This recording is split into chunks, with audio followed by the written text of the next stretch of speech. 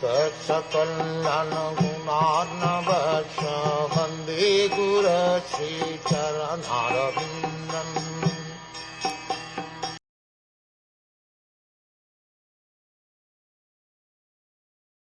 Who asked him to come here, this son of a kept mistress?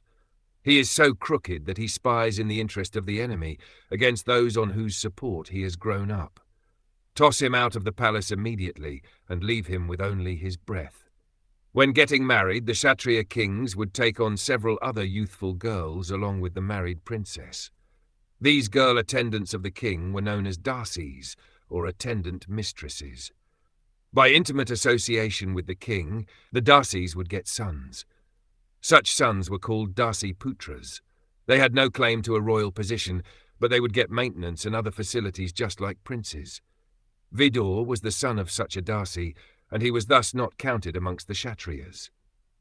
King Dhritarashtra was very affectionate toward his younger dasi putra brother, Vidhura, and Vidhura was a great friend and philosophical advisor to Dhritarashtra.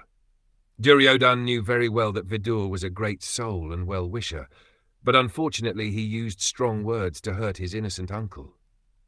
Duryodhana not only attacked Vidura's birth, but also called him an infidel, because he seemed to support the cause of Yudhishthira, whom Duryodhana considered his enemy.